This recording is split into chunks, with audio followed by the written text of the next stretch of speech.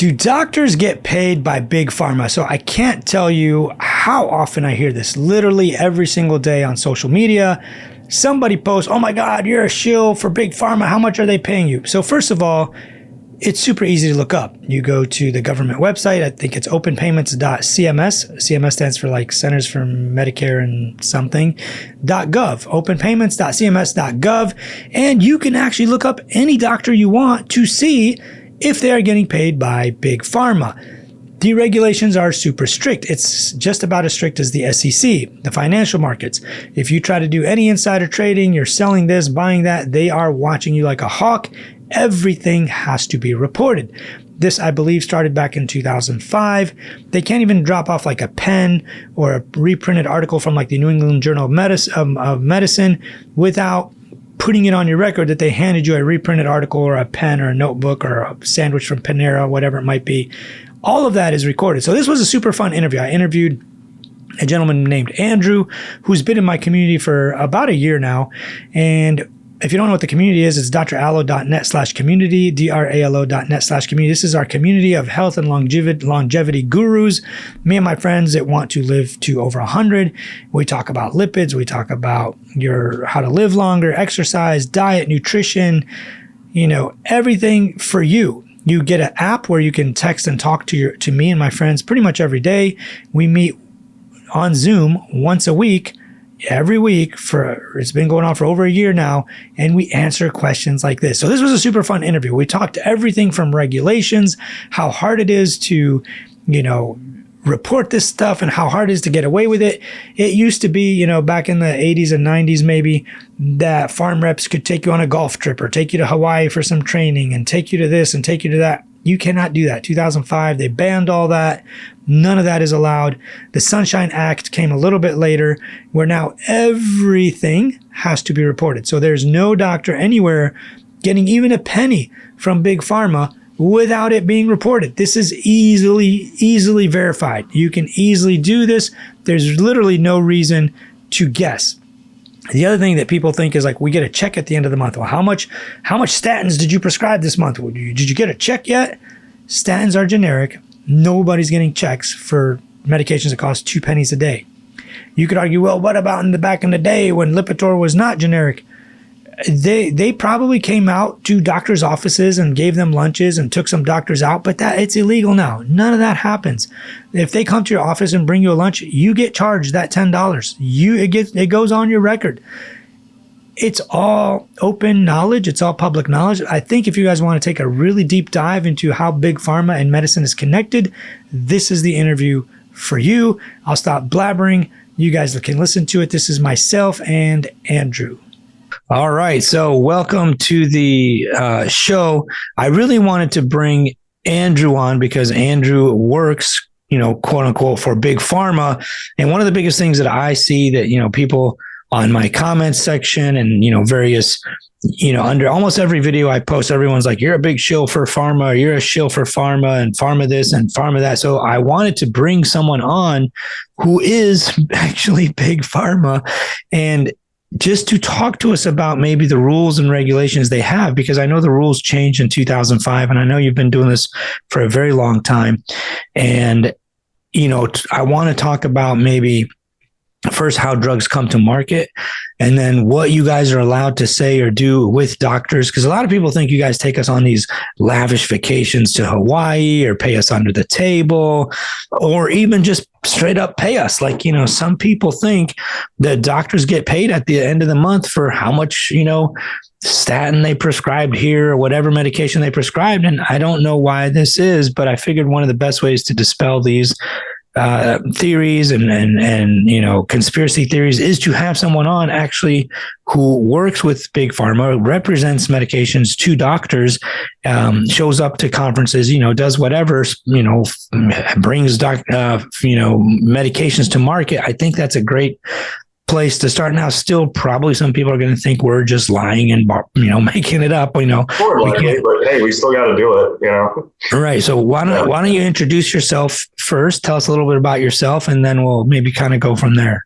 So my name is Andrew. I'm a personal friend of Dr. Alo, and I've been in the pharmaceutical industry for the last 10 years. I have absolutely, for a little off the bat, I have absolutely no business relationship whatsoever with Dr. Alo. Be honest with you, I don't even know where his office is. I know he's somewhere in Ohio. That's all I know. I'm about 7 states away in Florida.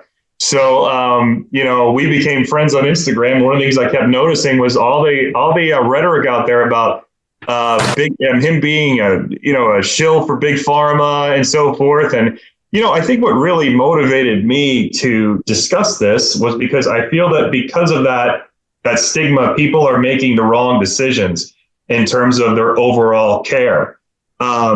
So for one, I wanted to discuss, I don't think people really understand how a drug actually comes to market. Okay. It is a very, very long and extremely expensive process. Here's the process. Number one, there's discovery and development. They discover a compound, a single molecule, usually, let's say a single molecule, usually the easiest, if you want to say easiest. Then there's the preclinical research, okay, where it goes into investigations. Then there's clinical research. That's where we have phase 1, phase 2, phase 3. There's FDA drug review, and then there's step 5 would be the FDA has market drug safety monitoring. What I just explained is a very long process, and on average, for a single molecule could probably usually comes to about $985 million in cost, up to, more complicated medications could be several $billion. So it's a very, very long and expensive process. And here's the thing. There's a lot of medications that have been, that don't make it, that fail in phase 2, fail in phase 3. And it's a lot of money that they're investing in making sure that a drug actually works. It's a lot of rigorous testing to make sure that these medications actually work. They improve patient outcomes and they essentially save lives.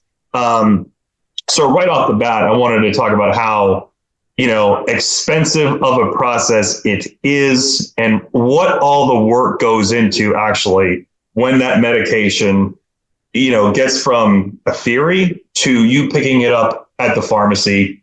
It's very long, very, very expensive. And I guess in terms of time horizon, because a lot of people don't understand, like a drug may have been discovered in a molecule, let's say, may have been discovered in 1970, but it never came to market till 1986, for example. Yeah. Why is that the case? I know you understand it and I understand it, but maybe explain to us maybe the process that things have to go through. Well, one, you got to get somebody to fund it. You have to have somebody to fund this. Like, for example, a lot of your 3rd generation beta blockers that are the cardioselective ones, they were actually, they were known about back in the late 90s, but they didn't actually come to market till, probably around 2010, 2011 and so forth.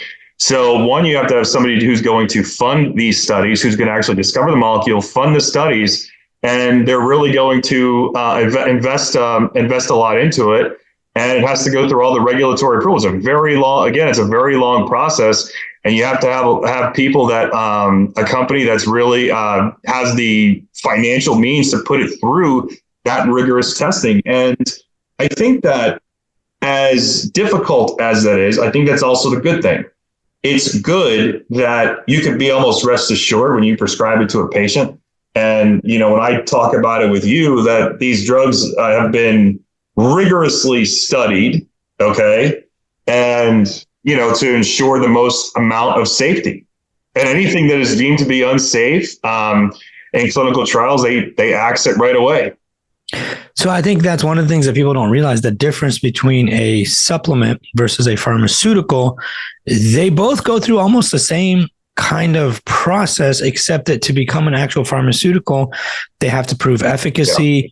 They have to prove that it beat placebo by, large margins. Yeah. They have to prove that it was reproducible, that not just one lab, one place tried it and it worked. You have to have tons of studies to show that this thing works and we can purify it. We can make it easily, whether it's an injection or a pill or I don't know, all kinds of different ways, eye drops, whatever.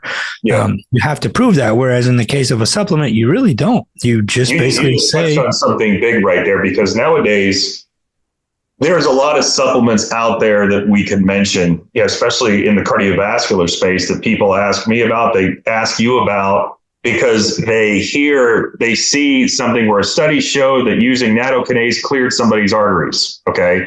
For example, I would love to believe that. Okay. I would love for that to be true. I'm serious. I'd love for that to be true. It sounds great.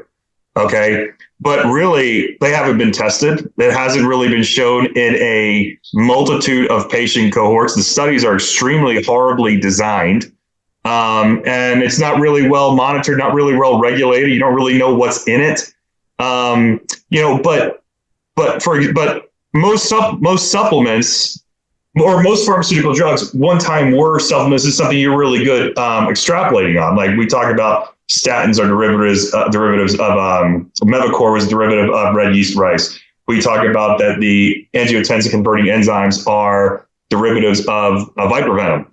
How metformin is derivative of the French lilac plant in France, and how aspirin's oil of wintergreen. So a lot of the pharmaceutical drugs, they did have natural origins that in the discovery process, we did see that they had promise and that they did work. What the pharmaceutical companies do is what we do is we understand how to dose it, because that's great that these drugs, but we don't know how to dose it. We know how to dose it. We know how to tweak it so it can be better absorbable. Like, for example, it's like I know a lot of these supplements, but one of the big ones now is curcumin, which might show a little promise. The problem is it has really bad absorption, for example. So therefore, nobody really knows how much you even need, would you even need to take to get a therapeutic effect.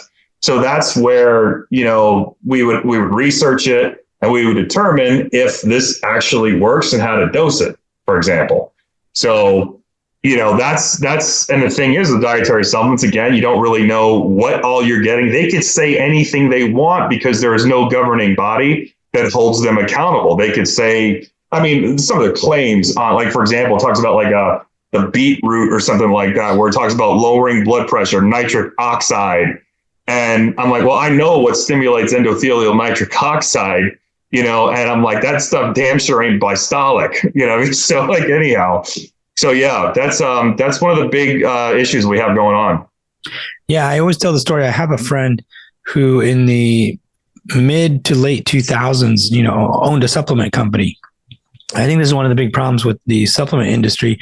It's a problem and it's not a problem. In a certain way, it's nice that you can just bring things to market to test it out on people, but also it's unregulated and it's crazy to be able to make up stuff and test on people. But this guy, you order these from China or India or wherever it might be. He got these specifically from China. You basically send him a graphic of your label.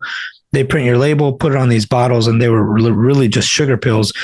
And you could put anything on the label you wanted. You could put testosterone booster. You could put French lilac. You could just make up whatever you want.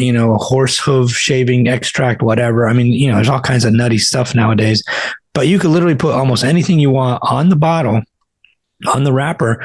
They'd ship him 5,000 of these things with, 30 tablets in each one or whatever it might be. And he'd sell them on Amazon. And I remember one month he was struggling to sell them. So he just relabeled the bottles with, you would just switch it. You would just switch it from like testosterone booster to ginkgo biloba to whatever. You guys kept switching it till finally started selling.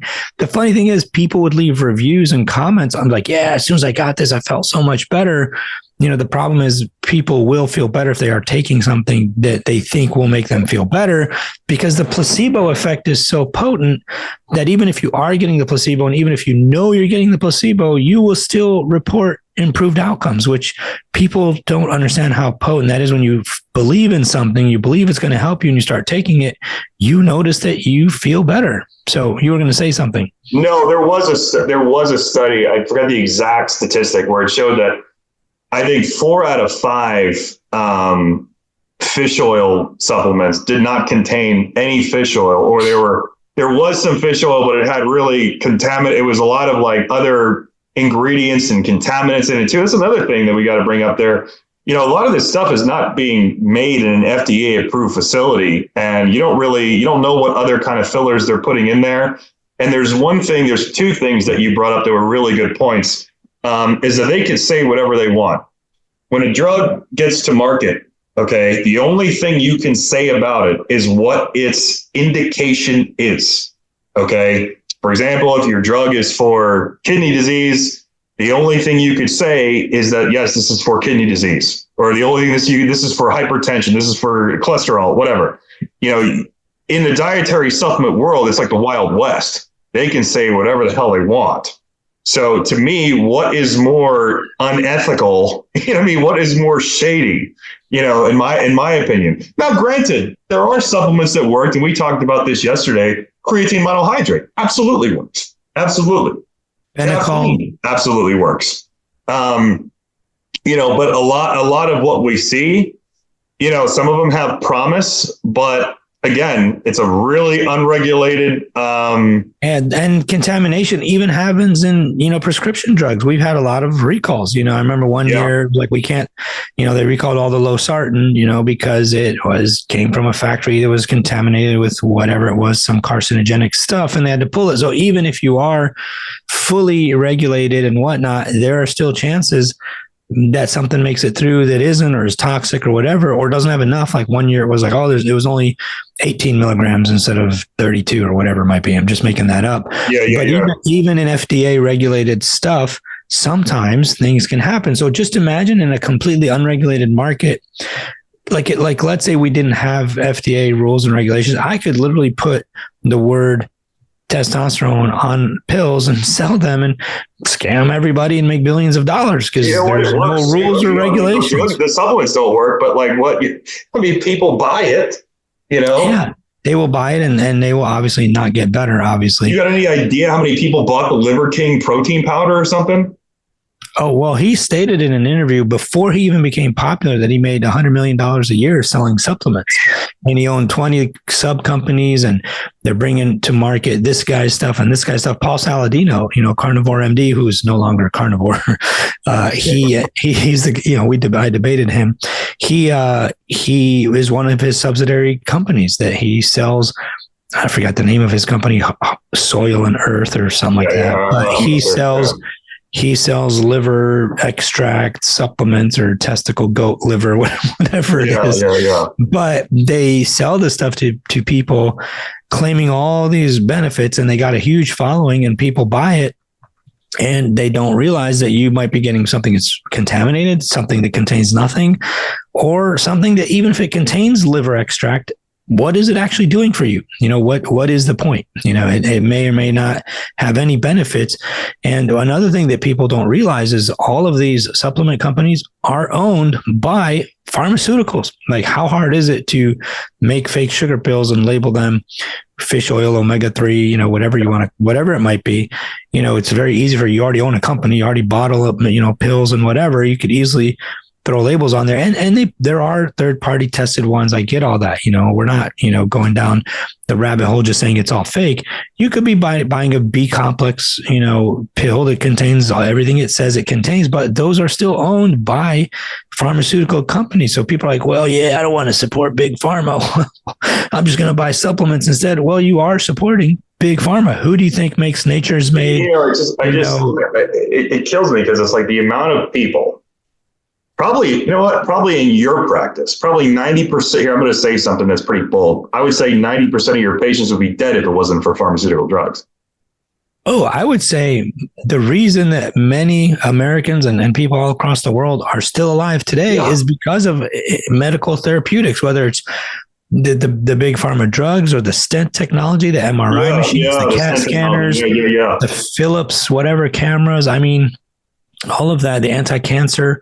Yeah, I was going to say, not just in cardiology, but in the field of oncology and so forth. I mean, the amount of people look how long people are living. Look how obese they are, unfortunately. Look at the amount of metabolic syndrome we see, and people are still walking around. The problem is that they don't realize until it's too late. They have already graduated to a cardiologist. And when I say graduated to a cardiologist, they didn't listen to their PCP, primary care physician.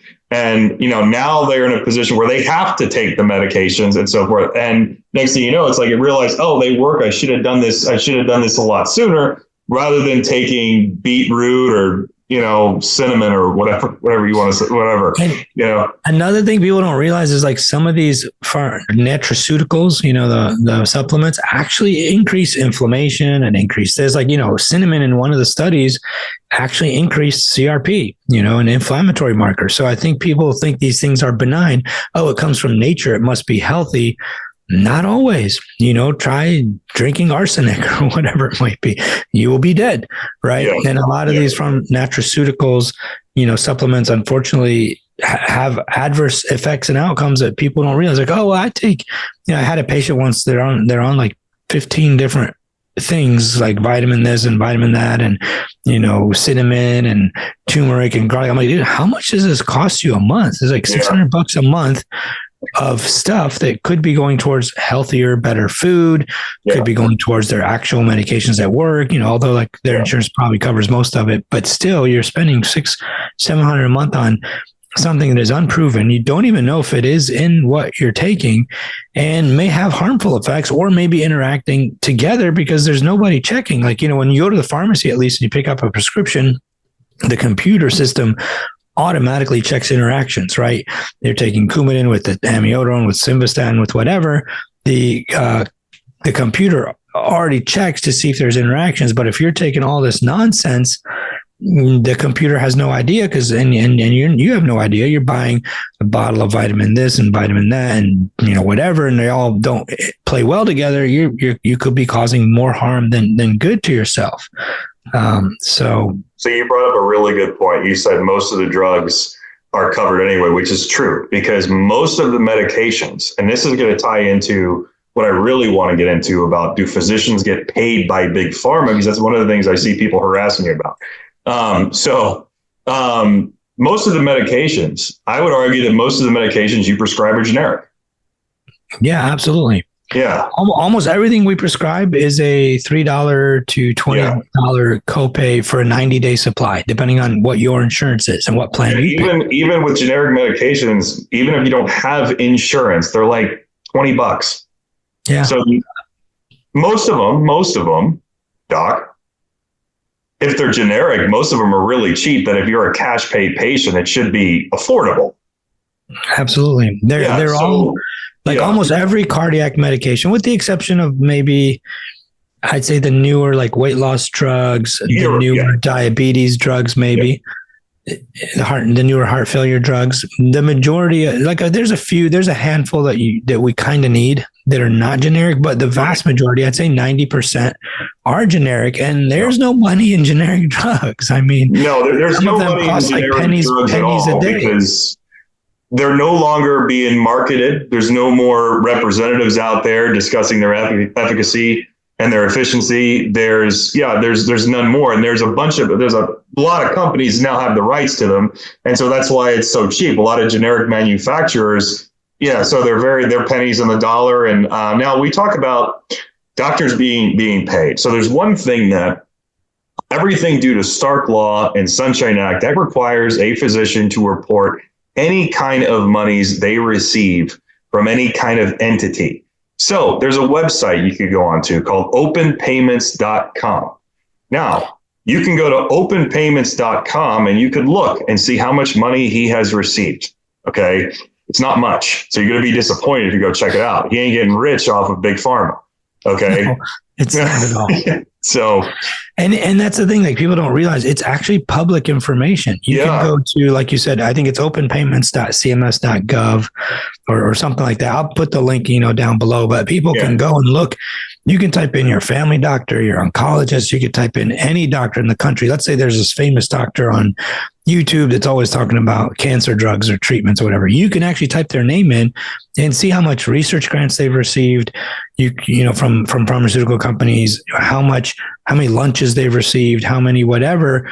And it's all listed there, and it's split up even by the type of payments. Let's say they received 53 payments of $10, those are, and they're listed as the lunches that the farm reps bring you. If they received a research grant for $180,000, it could be they're working on the next big CT scanner or something. I don't know. I'm kind of making that up, but it is broken down by different, ways that funding got there, whether it's research grants or educational programs, like, these lunches and dinners and whatever. So it's public knowledge. It's super regulated. Why don't you explain to us maybe the process that you have to go through as a farm rep? Now you are a farm rep, right? And you bring food to doctors' offices, you do educational programs, whether it's dinners or you drop off samples and you bring lunch for the office. Explain to us how complicated that is and what you have to do on your end to report things like that. So lunches they can't go over a certain dollar amount. I mean, what would that be? Like what does that mean? So for example, let's say usually it can't go over $15, $20 a head. So in other words, what you're buying, it's called modest meals. The meals have to be very, very modest. So it's so it can't be like $1,000 bottle of wine or caviar or something. No, it has to be an ordinary meal. No, none of that. So for an educational lunch, what is called an educational lunch, it has to be a modest meal. For example, it can't go over usually $15, $20 a head. And you could only do that twice a month per physician. So it's not like you can go there every day and, bring filet mignon and all that stuff. I didn't even know that I didn't know that part, that it was limited to twice a month. That's good to know. Yeah, it's limited to twice a month. That's actually, I don't know how recent that was, but back in the day, I don't know if it was like that, but now it's like they're limited to twice a month. And it's 2 meals in a month and 1 snack, I believe. And a snack is like Starbucks or something like that. That's one time. It's not every time. It's not every time I'm seeing you. And because there's laws now that state that we can't do anything that's going to influence a physician. Everything has to be very modest. Everything has to be very, there's nothing you can do that can influence that doctor into prescribing your medication. And what does that mean? What does that mean? You can't influence a doctor. Like, what does that mean? It means you can't bring items of monetary value. You can't walk into a doctor's office with, hey, I got front row seats to the Broncos, doc. All right. There you go. He already wants it. So, box seats. So it can't be exorbitant, obviously, right? It can't be anything. I mean, the best I can give you is a sandwich from Subway. Because a lot of people, when I tell them this, I'll comment on one of my comments. Somebody like, you're just getting paid by Big Pharma. And I'm like, no, I'm not. You can actually go look this up. Because, in all fairness, why we're doing this video is because unless you're in the know, how would you know that? And that's what we're trying to demystify. Right. No, I get that part. And I tell them, I respond, I say, listen, it's all public knowledge. It's all public info. It's tightly regulated. You can actually go look it up on the government's website. It's like, no, you're getting paid under the table. Because it's easier for somebody to believe that it's all a big conspiracy rather than to actually look at the actual facts, look at the public record, look at the laws, research the laws. It's easier for me to just say, he's getting paid by Big Pharma and all that stuff. Right. I think that may be part of it. But some people say, well, you're getting paid under the table. I have family members that work in medicine and they tell me everything. Like, how is it possible that somebody gets paid under the table? What does that even mean? I don't even know what that means or how would that even work? Is there any way that a pharmaceutical company can pay a physician, for example, to prescribe meds or anything in a way that is quote unquote under the table or whatever it might be? I can't see any way where that would happen. That is 100% inaccurate. No, it's a very big culture of compliance.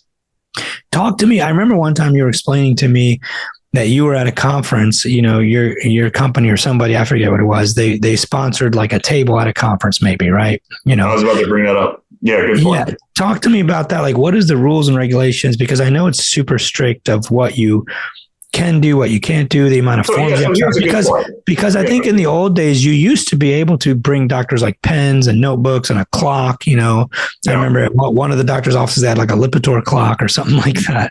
But like you could in the past do stuff where you bring like non-food items and non-educational items, but you can't even give us a pen anymore. You used to have all these like medical pens that had drug names on them, but I remember my dad used to bring us those when we were kids, but you're not even allowed to do that anymore, right? No, because that would be an item of monetary value. The pen has value to it. The only thing that I could give you is I can give you educational marketing material. Now, certain educational marketing material, like if I were to give you a JAMA article, that would show up. I forget how much that is. That would show up on your open payments. It was like $20 or something like that. So even if you gave me a printed out article, right? Yep. You just photocopied an article out of a magazine or, ordered the reprint, whatever it might be, and you handed me an article, I would get that on my record. Even just I'm not photocopying out of a magazine. You're getting right. I get what you're saying. Material, but yeah. Essentially, yes, that would come on your record. You're like, there's certain articles I could give you that would come up on your record. Everything is accountable for. Now, here's a way that doctors do get paid. Okay, tell me. Yeah, there are ways doctors do get paid, and that is for doing educational programs. So we do have doctors who are trained speakers that now how much it is, I don't know. They educate other physicians in the area. We have dinner programs, so where you would educate your colleagues and so forth on a certain medication that's within your field that you are an advocate for. Now, it's got to be at an approved venue. There can be no alcohol involved, so they can be very boring. There's a specific menu you can order from. The doctor, you can't bring anybody that's not involved in the prescribing process. In other words, you can't bring your family with you. You can't bring your kids with you. It's a very lock and key meeting. Very, very, very, very, very strict. And the burden is on me to make sure that everything is compliant. And most of the time everything is, but there's a lot of rules and regulations you got to follow. So what is you have to fill out forms, or how does that work? I don't understand the back end of that. I mean, let's say like I did one that everybody's got to fill out a form, like who they are. You put your license number, NPI number, and so forth. And, you just state who you are essentially. So it'd be like Dr. Alo, Muhammad Alo, and then you put your specialty, cardiology. Okay, you're approved. Does the drug pertain to cardiology? If it does, then he belongs here. If it's a drug that pertains to pediatrics, then get the hell out, So they're very strict. So they're even strict with if I show up to one of these meetings, it's for kidneys and not hearts. That goes against you, right? I mean, it's not going to. I mean, maybe kidney and heart are too related, right? Because they're too related. But if it cardiorenal syndrome and all that, yeah. But let's say I show up to a podiatry meeting. No, you're out of there. Toenail fungus or something. No. Yeah, so that would be very problematic. And how intense is I remember one time you were explaining to me the amount of paperwork that you have to file in these situations where, let's say you dropped off an article, or I forget what it was you were explaining, that the amount of like forms you have to fill out is insane. I forgot what it was. But the whole point is that it's very, very regular. It's everything has to be accountable for. So if you leave an article of importance, of clinical value, you have to account for who actually you gave that article for, to what purpose what purpose you gave it to them for. So it's more so, it's a lot of accountability. It's a lot of regulation. You can't just walk in and hand it out to anybody. So those folders that they, like those little folders or pamphlets they bring you, does that count against you? Like if you drop off like one of those little things like how to prescribe whatever medication it might be, are those marketing materials technically? Those are marketing materials, but those aren't. Yeah, those aren't they're not monetary though. They're not monetary. No, like if it was if it's an article reprint, that's a different story. An article reprint is different. So yeah, but if it was just like, here's how to prescribe it, here's a copay card or something like that, that's different. Yeah, that's because I remember in the past, sometimes I get these farm reps and they're like, hey, have you heard of our new drug? It cures blah blah blah heart disease. And I'm like, okay, sure, show me the studies. I want to read the studies. So, and then the next time they'll bring you a study. So that actually counts against me if they bring me that reprinted New York Journal of whatever. They have to tell you that. They have to tell you that. Like if I were to bring you there's specific article I could bring you, let's say a JAMA article, I have to tell you, hey doc, just letting you know this is going against your this is going to be on open payments and so forth. Now, if I don't tell you that and that comes up and the doctor sees it, that rep is not in compliance. Oh, so I don't know that I've ever had anybody tell me that. So maybe they assume I mean, that's how ignorant I guess some of us are with this stuff.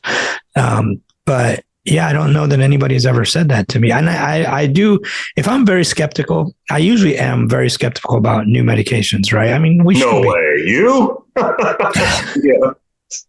I'm even skeptical about medications that are already approved for stuff. Yeah. Right. But say somebody comes up with this new medication and they're like, this stuff fixes everything, right?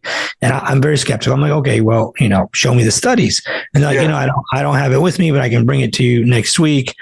Whatever it might be. Then next week they bring you a reprint and I look at it and read it over. I can decide for myself if I think the medication's worthwhile or not. But they generally, at least in the past, I don't recall them ever saying to me, by the way, if I hand you this is going to show up on your open payments or your sunshine. It might not be an article because it might not have been an article that would qualify for that. But if it's an article that qualifies for that, you are supposed to let that doctor know. So if it's one that required a reprint, requests and rights and all that, then sure. But if not, then if it's an old one, the old New England Journal stuff is free. Like that stuff you don't have to pay for. Yeah. After the first 6 months, you can just access everything. It's pretty much free. So maybe right. Okay. So that's where a lot of that regulation and such comes in terms of what you leave for a doctor, but pens, clocks, which they don't do anymore, by the way. That's illegal now. Because that's I think 2004 maybe or 2005. I think the rules changed around that. Like I remember back in the day, they could bring you all that stuff. Like the Levitra pen, it would go up.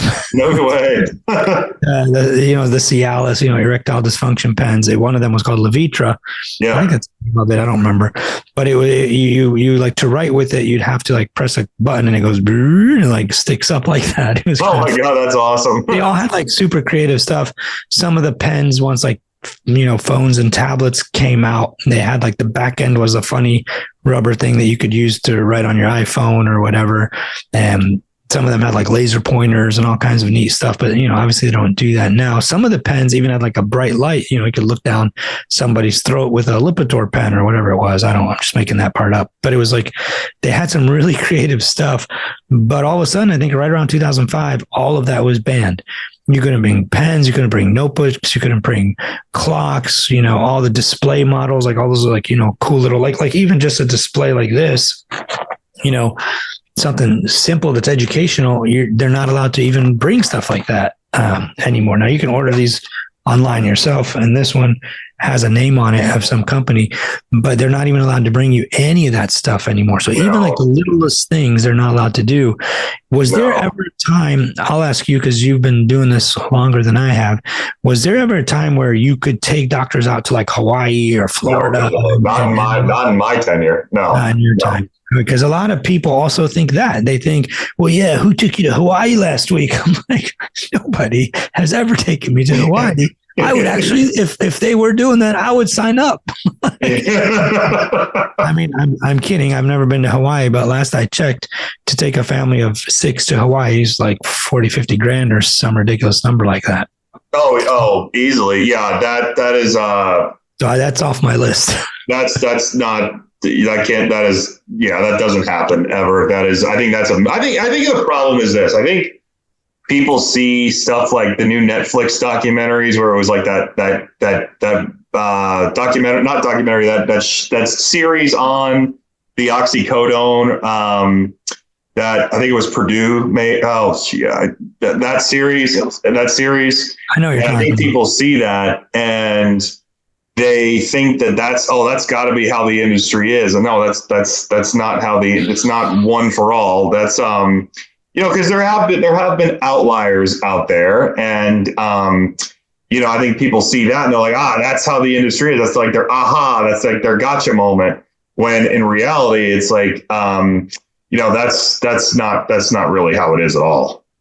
So explain to me the process. Like, let's say you show up to a doctor's office to talk about whatever medication and you bring everybody in the office lunch. Does the whole ticket go on the doctor's record, or does it also go on like the nursing staff's records, or do those not? I mean, obviously they don't have open sunshine laws for like the staff. No, that doesn't hit.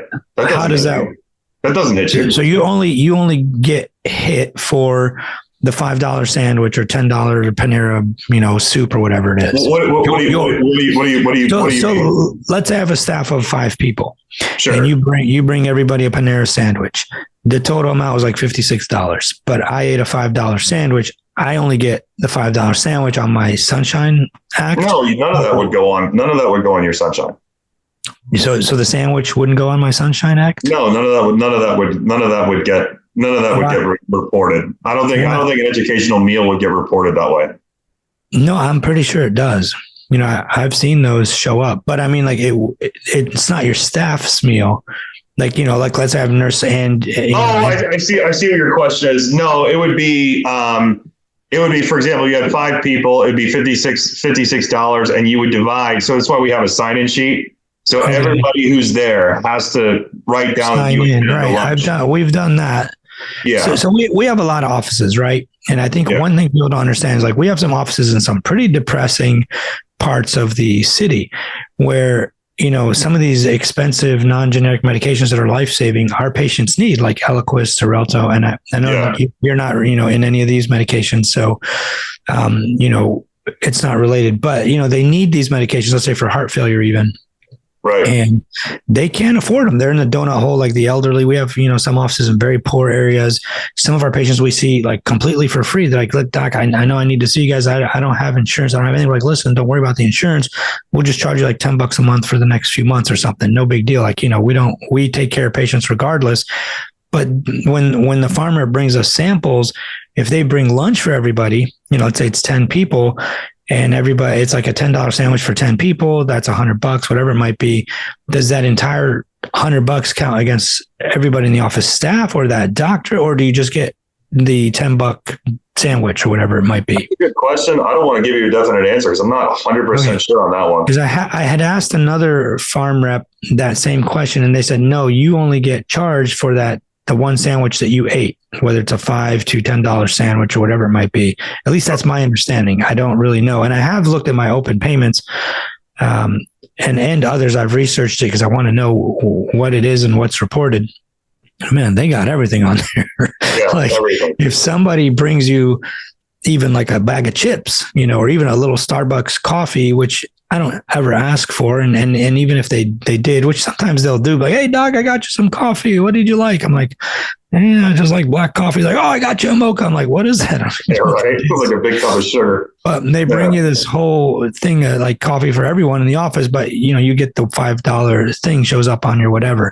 So I'm thinking, I don't understand it fully.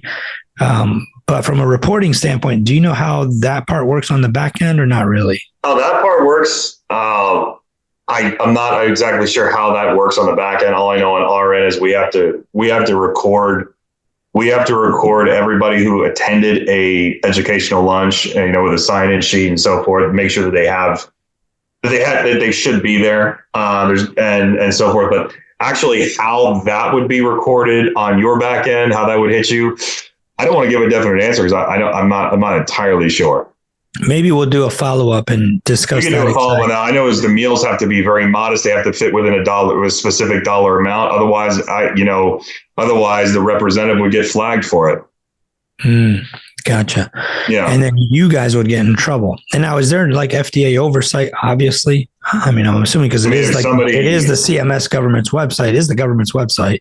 So absolutely. If for example, somebody came to your office for lunch and they spent $1,000 on filet mignons and it was for 3 people, there would be the expense report would never be approved. And that person would get in a lot of trouble. Okay. You'd have a lot of explaining to do. You'd better have one damn good reason why you did that. I can't think of one. That would make sense, right? Yeah. And then the other question I have, and this is maybe just what is your theory? Why do you think that people in the general public, now obviously they don't know all of this. We're doing this video to help educate people on this topic. Why do you think people in the general public think that at the end of the month, some pharmaceutical company looks up how many Lipitor, for example, it is a generic medicine now, but how many statin, because people post this a lot on my videos, like, oh yeah, the statin companies are paying you. Well, how big is your check at the end of the month? I'm like, why do people think that at the end of the month, somebody somewhere in some magical company looks up how many statins I prescribed, which pretty much all of them are generic except one, and that's the one I never prescribe. How many times you prescribed the medicine and you get some big fat check at the end of the month? Why do people think that? Do you have any idea? I know we're just really hypothesizing. It's just like, I was at my mother's the other day and she tells me, she recently got put on some medications and she's like, oh, I don't really want to be on it because they falsify studies. I'm like, really? And I'm like, first of all, my mom, I'm like, Mom, do you know what I do? And like, I'm thinking to myself, like, how do they, let me uncover this as to why. Oh, well, I was talking to my herbalist, naturopath, whatever, at the health food store, and they said they falsify studies. And I'm like, how does that person know that? I think that, it's something that it's a conspiracy theory that people just believe. And if you're somebody who's trying to sell dietary supplements, it makes perfect sense to paint these pharmaceutical companies as the bad guy if you're trying to sell dietary supplements. And it creates a very emotional argument. If I were to say something as cunning as, oh, that Dr. Alo guy, he's being funded by Big Pharma and it's all a big conspiracy and so forth, it kind of gets somebody, it creates an emotional response in somebody. Oh yeah, that's gotta be it. That's gotta be it. And it's so it's just easy. It's the perception. It's the public perception. It's easy to believe. When in reality, it's the furthest thing from the truth and people suffer because of it. Do you think that people, and I kind of notice this in a lot of things, not just this exact topic, but I feel like people sometimes are looking for something that's out of their control to blame for something. Like, let's say we think that, we're sicker as a country, right? All these medfluencers and healthfluencers keep telling everyone that we're sicker as a country. 93% of the public is not metabolically healthy. And, they go off on all these things, which all may be true, but they want to almost blame big food, big agriculture, big pharma, seed oils, the saturated fat, whatever it might be. They want to blame some superpower that they have no control over. I think part of that is people's need to feel safe, maybe in a way that they just want to feel like, oh, I can't control that. It's these supernatural superpowers conspiring against me to keep us unhealthy as a person or a country. People can't stay consistent on it. And, I think in one podcast, Lane Norton brought up a really good point where he said that, like, people, it's like right when somebody gets on board with one thing, a new thing comes out, and they're like, oh, shoot, got to divert to that now. So it's like you can never stay on one thing because it's always like, first it's going to be like, oh, you got to do keto. Oh, now you got to stay away from this. You got to stay away from that, stay away from that. And the problem is, like, these I guess, medfluencers who have, it shouldn't even be called medfluencer because they have no medical training. But the problem is they purport that they do. They call themselves Dr. Berg, let's say, for example. Dr. Berg is actually a chiropractor. That's a really good point. They call another person will call himself Dr. Jones, and he's actually a doctor of physical therapy or, doctor of dentistry. I mean, they are technically doctors. And I wish it was like they were a PhD. They're not like, they're doctors of something random. But even let's say they're medical doctors and PhDs and actually know what they're talking about. You look them up and you try to figure out, why is this doctor saying this? And it's like, oh, look at, click their links. They sell supplements and have a discount code for that and a discount code for this thing. And I don't mind people selling supplements. I'm not like an salesperson. I'm a free market capitalist. I tell people, sell whatever you want, but just be honest about it. Like, if you want to sell one card that sells like olive oil, they supposedly went across to Italy to like get the olives any research. I forget which card it was. It's a specific olive oil that cleanses your arteries. This is an actual cardiologist is actually saying it. And I was just saying to myself when I looked at it, what got me was like, oh, he's a cardiologist. Let me see what he's got to say. And I was like, man, I have never seen anything that could do something like that. And then I said, okay, he owns the company. And if this was in the actual medical community though, that's Stark law because he directly benefits from it, and you can't do that. The problem is it's unregulated because it's olive oil. It's a food. Yeah, and that's the thing too. Supplements are classified as a food, and you can't regulate it. You can say whatever you want. And a physician has to use. People say, why doesn't a physician, when you have high cholesterol, why don't they prescribe you red yeast rice and nattokinase? I mean, believe it or not, there's some that do. But a good physician knows that they have to use evidence-based medicine that have proven outcomes data to treat their patient.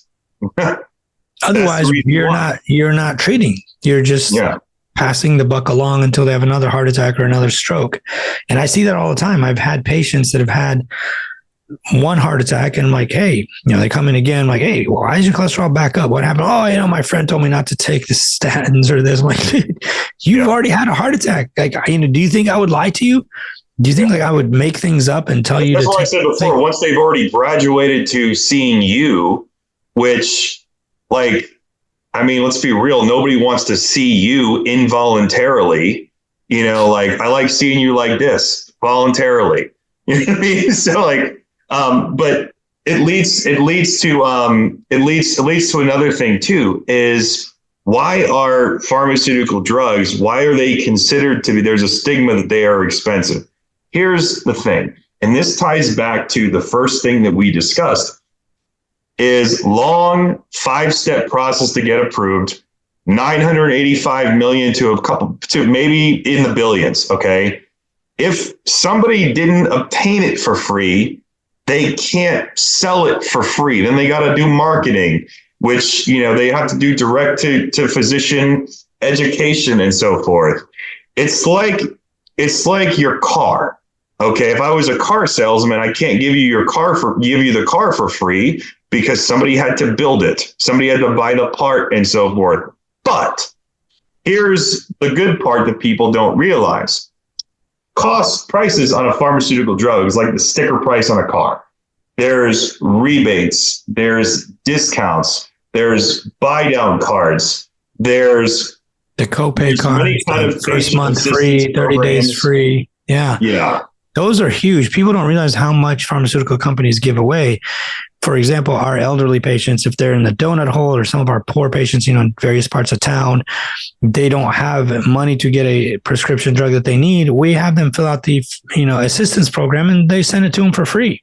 So people don't realize that pharmaceutical companies, are not these big, huge, evil corporations. And I get it. Everybody wants to make money. If I invented something sweet and I made $1 billion, great. Or you do the same thing, that's fantastic. So I'm not against that. But also these companies are very gracious and benevolent. And I would say 10 to 20% of our patients maybe get their medications almost completely paid for and free because the companies have these assistance programs that you fill out this form, you send it in, you qualify for the free medication, they just send it to you for free. So I think that's something people don't realize either, is that these pharmaceutical companies will send the medications for free to people who can't afford it, don't meet, certain criteria. And I feel like that's a huge help to our patients. Another question I wanted to ask you is, obviously the medications in the US cost way more than they do, in other countries. Part of that is the broken overall system that we pay for the research and development, and then the rest of the world benefits. Obviously, we're the richest country in the world, and we have the best scientists and the best data. So I get some of that. Do you know anything about that, or maybe why that happens, or what are your thoughts on that? Why is the cost for medications greater here than in the rest of the world? Why are we paying as Americans for the research and development so that everyone else in the world can benefit? Well, that's a loaded question. I know it's not, we're not going to solve this problem today, but do you have like a quick thought on it? Maybe I know that we could do a whole podcast on that. That's a whole nother podcast on why our prescription, why does the U.S. have a higher, that's where you get into a lot of emotions and a lot of people's opinions. But yeah, the U.S. does carry a significant burden of the cost. But overseas, there are the way the ministries of medicine operate in Europe are completely, the way the European medical agencies operate in Europe is completely different than the way the United States does. A lot of their guidelines are even different than ours too. A lot of the studies aren't just done in the U.S. A lot of them are done all over the globe, essentially. But for example, in Europe, they don't really have, how do I put it? A representative of a company can only go see a doctor in certain places in Europe once a year, because that's the laws that they have over there, which are very, very, very, very strict. Now, why are costs more? What you're saying? Why are costs in the U.S. more expensive than in Europe? They have a completely different structure. They have a completely different structure. That's a whole nother. Yeah, I think it depends on the country, because some of the countries their government pays for everything. So I guess it depends. But I guess I feel sometimes we as Americans are paying the costs for research and development. I know this has nothing to do with you. Yeah, we're paying the cost for the research and development, and then the rest of the world kind of benefits. But I guess that's not a topic that either of us carries. Yeah, that's today. That's a loaded one. That's above my pay grade. Yeah, me too. I don't know. If I was a public policy maker or had a master's in public health or something, maybe. One other thing that I wanted to ask that seems to come up a lot is every time, people don't realize this, but every time you guys do anything in terms of like approaching a doctor, talking to a doctor, that's all recorded, right? Maybe talk about that a little bit. What exactly do you have to interaction with a doctor? It gets recorded. Yeah. It gets recorded in our, you have to turn that in at the end of the day, because they track you guys. Like one of the guys I was talking to tells me like they keep a thing on our car and they see where we're going and how long we stopped there and stayed there. I don't know if they do that. No. Maybe they do. I don't know. I don't know if they actually do that. That might be a little too aggressive, but I know that if I were to have an actual conversation with you about, a certain medication or whatnot, I have to log, or for example, samples. I leave you with some samples. That's called sample accountability. Those are actually FDA approved medications that are highly regulated. So that I have to put how many samples, the lot number, has to have your autograph on it. And also the location. You just said you had multiple locations. I have to make sure that I'm at the right location. So I can't sample you in your office in Toledo and you got another office in, I don't know any other towns in Ohio, like another town in Ohio. So I got to make sure the location is accurate. I got to make sure it's actually you. So yes, everything has to be recorded. It's not just like, hey, here's your samples, see you later, Right. So even if we have a conversation where samples are not left, I still have to record what we discussed. And then on our end, we have to have everything locked. So it cannot be sitting out in a cabinet that is not locked with a key.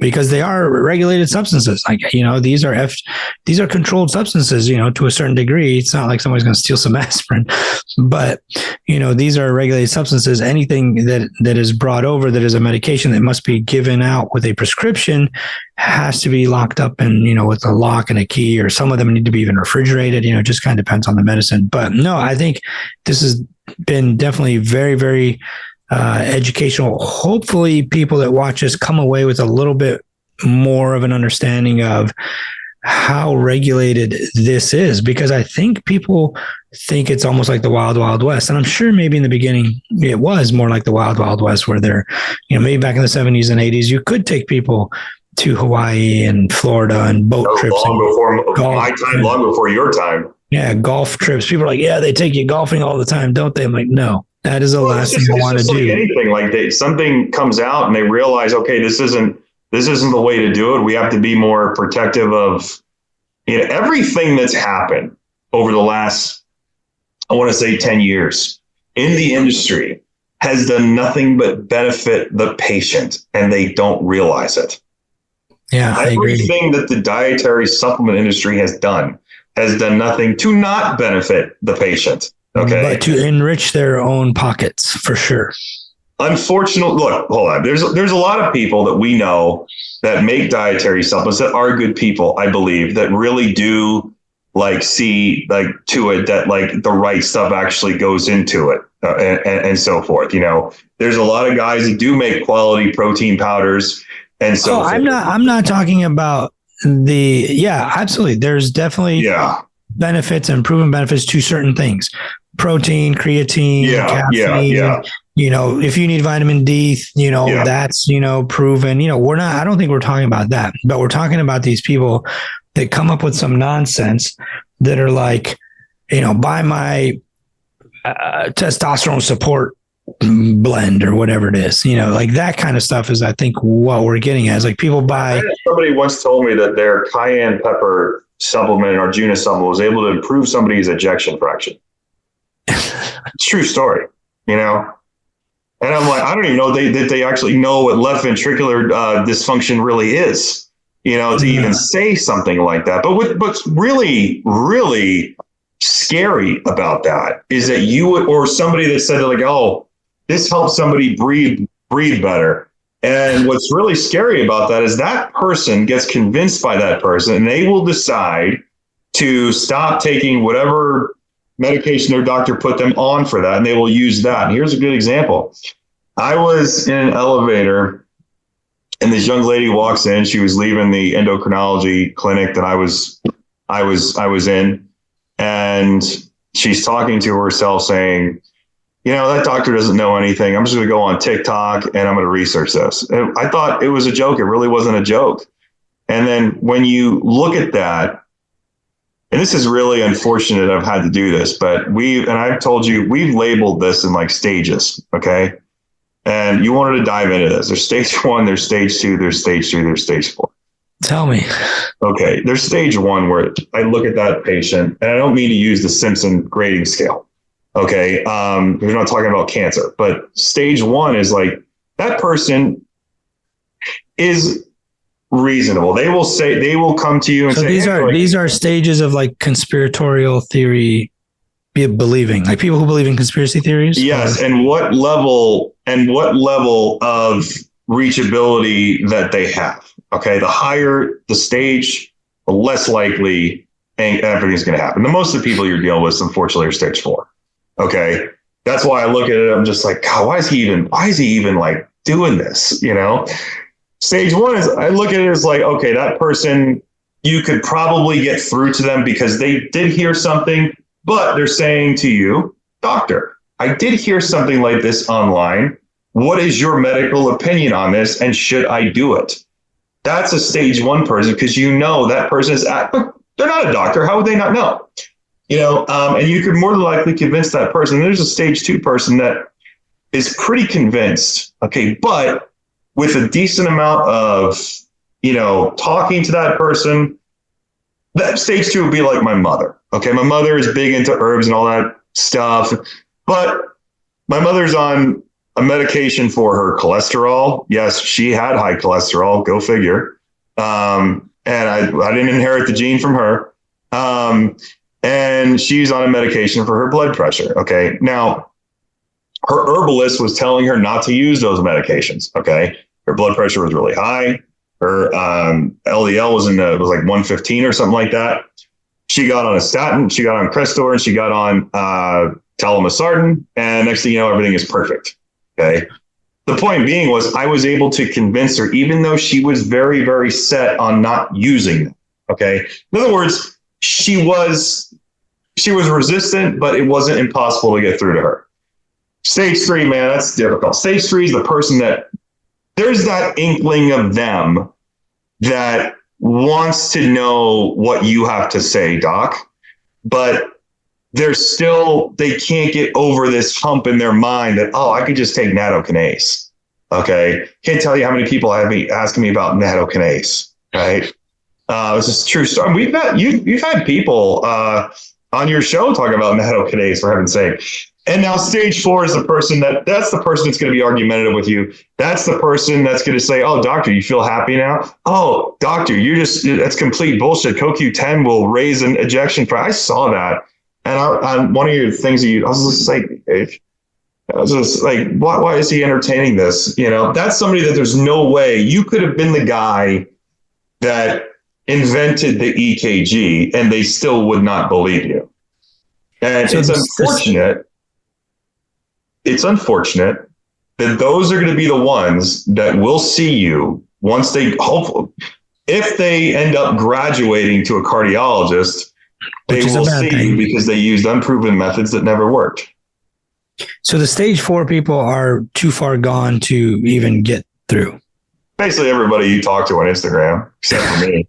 I think those are just the loud, like I'm hoping. And the reason I went online and started teaching all this stuff is maybe to reach to the masses, because I saw so much craziness out there. There's a lot of nonsense around cholesterol and heart disease, and all these people just create these accounts and say a bunch of nonsense to sell their supplements. Right. So I wanted to get out there and be like, listen, people, here's how all this stuff really works. If these supplements worked, we would turn them into the next $1 billion drug. Like, it's really not that complicated. Like, red yeast rice worked, at least one little molecule, and it did. And that's how we discovered statins. Oil of wintergreen, at least the salicylic acid in it works. And that's how we came up with aspirin. Same thing with sweet clover, French lilac, all the stuff you named. Even rapamycin, which is used in anti-aging circles, which from yeast. No, rapamycin is from a fungus in Polynesia. Well, fungus is yeast. Okay, I'm sorry. So I think that's what I meant. But yeah. I get that. So I think a lot of people, at least when I first started going online, but I also think that these people are like the loud people. Like, I think most people watch a video and they're like, oh yeah, cardiologist, that makes sense. Eat a healthy diet, exercise, all that. If you need medications, you need medications. But I think the people in the comment section are like, this guy's a shill for Big Pharma. Don't ever take medications. Take some lemon and mint tea and you'll get the same results. I think those are the loud, obnoxious ones that just think they know everything, and they are stuck in this conspiratorial loop, this feedback loop, because the algorithms are really good at feeding you what you like to hear. The algorithm knows what videos you're watching the most, what kind of comments you're making, what you're watching, and they feed you this stuff to like almost brainwash you into being more conspiratorial, like thinking doctors are really trying to kill you. The thing is, they will never change their ways. I really like people that can change their viewpoints based on data. For example, I remember years ago, maybe 2018, Dr. Lane Norton was doing I think his doctor was analyzing his blood work. And the first thing his doctor said was that Lane's LDL was like in the 130s or something like that. I forget the exact number.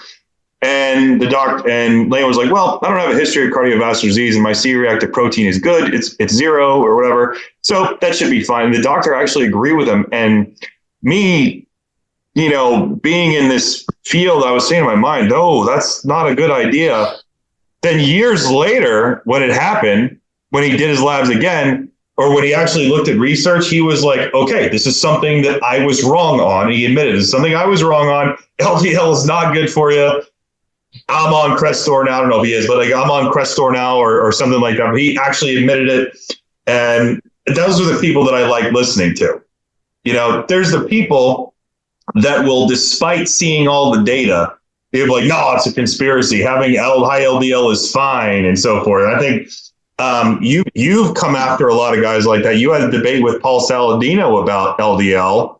And I'm saying to myself, like the fact that this is debatable at this point, is scary. It's 2024. Yeah. And this stuff was figured out literally in like 1914. Like, that's what's really sad about the whole simplest thing. Experiment. The simplest experiment. They fed rabbits extra saturated fat, and they developed atherosclerosis. Yeah, and it was the easiest test in the world. And then other ones, later they infused people with lipoproteins, cholesterol, and they developed fatty streaks almost within hours. So, this has been known for over 100 years.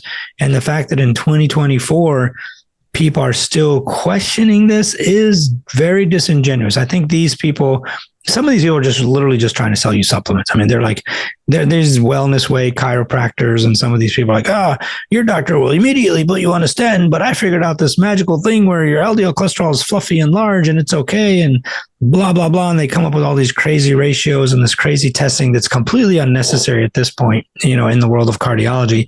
They run these NMRs and VAPs and ion mobility, and they do all this stuff that ended up, turning out to be a bunch of nonsense that's not necessary for 99.99% of people. And now, but if you come to them, they got this little bottle of cholesterol off or whatever it's called. All these supplements, all these crazy supplements, or we can crack your neck a certain way or your back, and and your cholesterol will go down and you'll be okay. Well, then why are you telling us that being high cholesterol is okay then if you want to bring it down too? I don't really get that. We have things that are proven. Well, I've seen primary care guys tell their patients that have really high ApoB, really high LDL, and also take red yeast rice, take citrus bergamot, take niacin. Yeah, and all of those things are unproven in treating, and some of them are actually harmful, like niacin. Absolutely. Niacin has failed 3 major outcome trials. It actually is toxic to your liver, causes acanthosis nigricans, that means you have diabetes. It makes your HDL particles more atherogenic, and the metabolites of niacin that they've recently found, and I put that in the cholesterol book that's coming up here soon. They have found that the metabolites of niacin are actually toxic and inflammatory and cause your lipoproteins to be even more toxic to you. So, and this is a medication that we approved and started using for a little while until we realized that was a medication for a while because they were able to see that it raised HDL, but that did not improve outcomes at all. So the whole myth behind HDL being protective is not as protective as we once thought. Because I think a lot of people still have the old dogma that, well, if your HDL is high, it doesn't matter if your LDL is through the roof because the HDL is like the scrubber. Like that's already been. That was so 15 years ago, all that stuff with the niacin. Yeah, you know what I mean? And then people don't realize, like, when a pharmaceutical company pays for a large study and they do the study with like 17,000 people and they do the study and it didn't work, you still publish the study. Like people like in the New England Journal. Still gets published.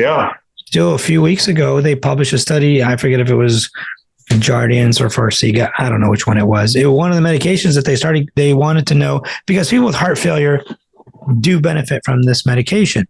So they wanted to test, what if it was heart failure right after an acute MI? If they had a heart attack and that gave them the heart failure, what if we gave them this medicine right afterwards? And it was a negative study. It actually showed no improvement at all.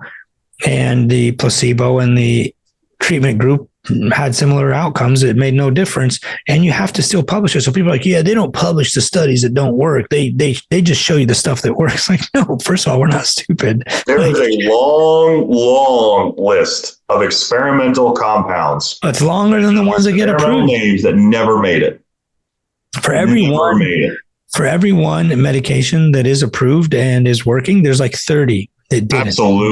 Absolutely. And people think we're hiding these magical substances from them. It's all is very transparent. It's all right out in the open. The only thing I would encourage people to do is to actually do the actual research on that. Go on to Open Payments and look.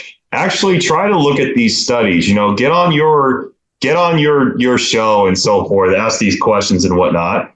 And the thing is, though, I guarantee you, the level of transparency that you have in the realm that we're in, you do not have in the dietary supplement market. Okay. Not at all. You can't call a dietary supplement company. They're going to answer these questions.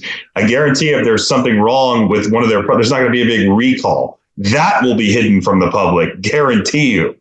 Okay. Well, like Hydroxycut, my friend in medical school was like the face of Hydroxycut. This is, back in like the early 2000s. Was he really? Yeah, he was, I'm not going to say his name, but he was a famous hockey player turned doctor, big buff, huge guy, ripped, 6-pack abs, everything. he was the face of hydroxycut, and people thought because it's a natural substance, this is back when it contained ephedra, because it's a natural substance and you can just buy it over the counter, that it's harmless. People were taking like 3, 4, 5, 6 pills 3-4 times a day and just killed their livers. Like 3 people died of liver failure.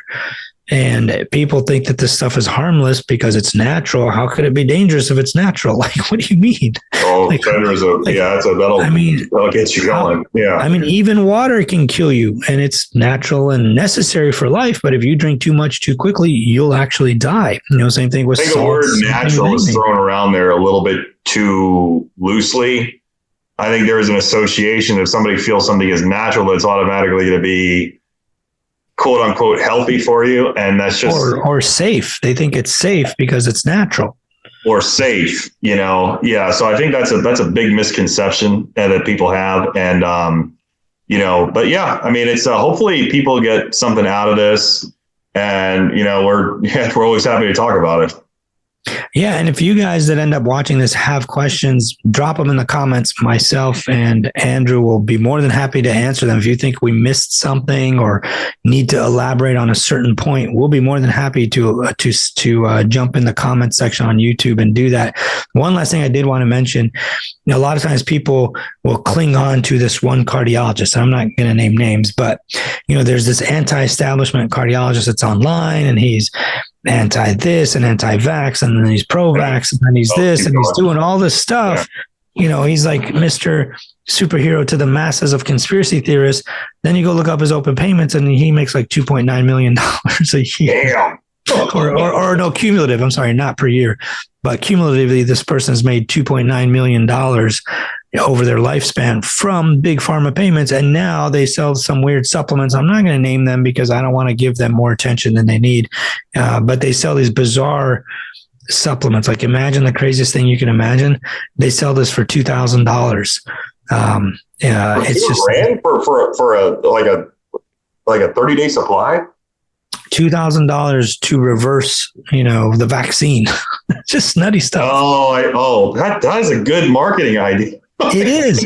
It's $2,500. Genius. He goes online and starts telling people how anti-vaccine he is, even though he was pro-vaccines before. Yeah. He's Mr. Anti-vaccine and anti-this, and he sells this supplement stack that will reverse the vaccine in case you gave it to your children and your mom and your dad and yourself. Oh yeah, you can now reverse the vaccine. It's $2,500 for this thing.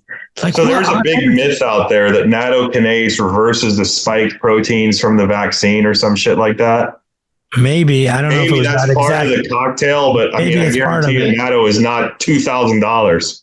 No, and there's people that are actually paying that much money for it. I mean, it's just, I don't know, almost all of the ingredients list, and I'm sure they don't tell you everything, but if you look at the ingredients list for a lot of these, supplement stacks that are $2,000-$3,000, they're actually cheap generic stuff that you could buy over the counter for like a couple of pennies, And there's this other cardiologist that sells like supposedly all this cardiac health stuff that's like $400 a month. Like, you could just take some Entresto to really help your heart. You won't pay the $40 copay for Entresto, but you'll pay the $400 for some nonsense that doesn't do anything, that's never been proven, that some idiot is making tons of money on. I think what Paul Saladino said the other day, the Carnivore MD, on that one podcast, I think kind of sums this all up.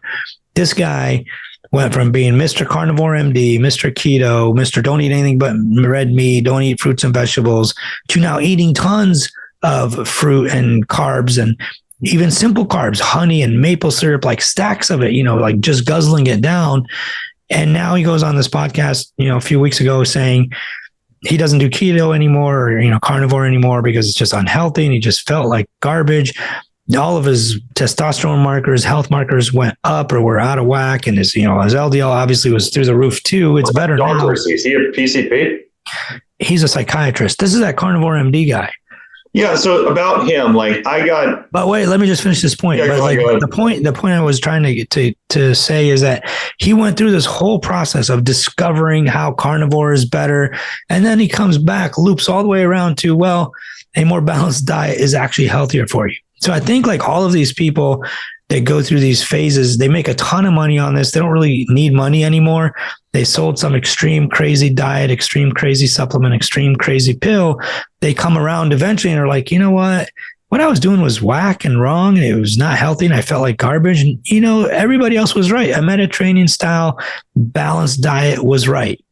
And I feel like a lot of these people, they make a killing, they make their money, they make this crazy social media profile to attract tons of, users, visitors, views, whatever they're called, followers.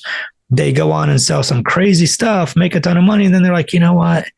Mediterranean diet is still the best. Eat a balanced diet, exercise, and do good. People to sort of stay in their lane. Like, for example, like I didn't know who Paul Saladino was or whatnot. All I know is like I heard him say that LDL was good for you, and I was like, okay, next. I didn't know he was a psychiatrist. I thought, oh, the guy's probably a primary care physician, and he's saying LDL is good for you, and I'm just like, okay, not even gonna bother. No further questions, Your Honor.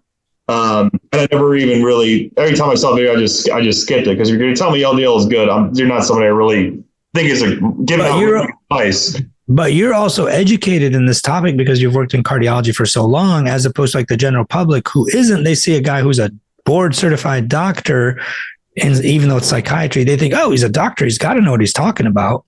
Yeah, but that's the problem. They don't realize psychiatry is a completely different. You're dealing with mental health disorders, not coronary plaque. I don't think he's ever even practiced as a psychiatrist. He just did it to get the MD behind his name to sell books, supplements, whatever. So, and I don't know that for certain, but that's what it seems like. That's what people say. So, I don't want to like accuse the guy if that's not true, but it's stay in your lane. If you're a psychiatrist, have a podcast talking about stuff with psychiatric disorders. You're a cardiologist. You talk about all things cardiology.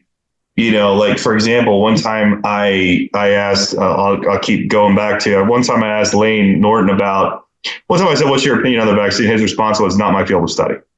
That's it. That's perfect. That's how it should be. He gave this long list of, this, that. He's like, not my field of study.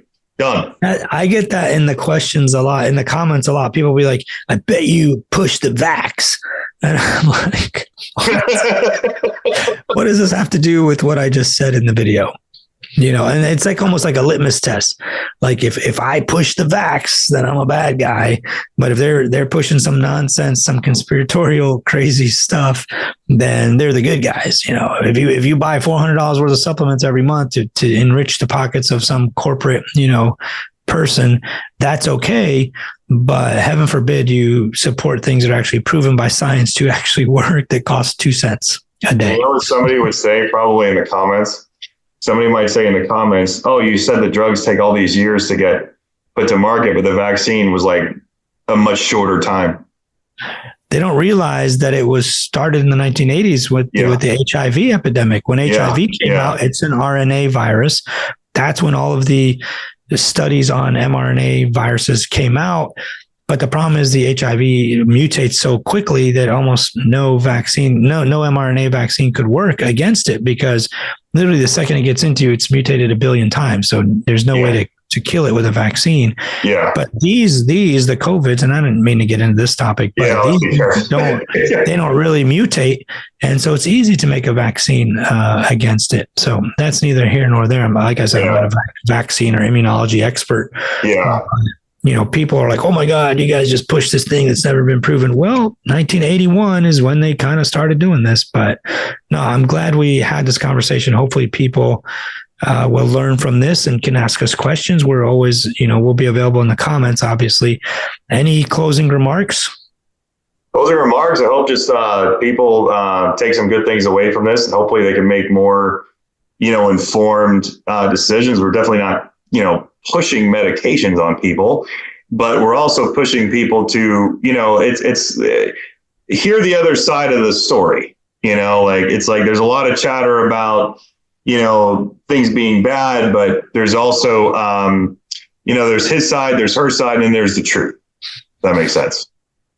And I'm assuming you're going to send me a check at the end of the month for all of this. Yeah, don't even joke around. Like, don't even. He was totally kidding. Don't even mess around with that. No, I'm kidding. Yeah. Apparently, I get paid by Big Pharma. So yeah, we're going to Hawaii. Yeah, actually, I shouldn't even joke around. No, we're not going to Hawaii. No, we're definitely not. But no, hopefully people realize now how tightly regulated. It's like the SEC and the financial markets. It's super tightly regulated.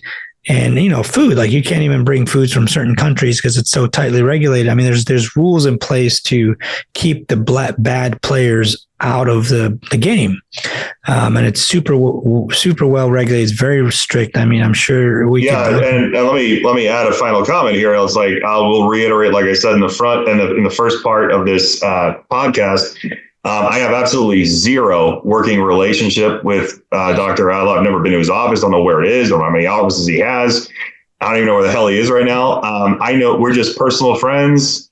We live in separate states. That's it. All right. Very good.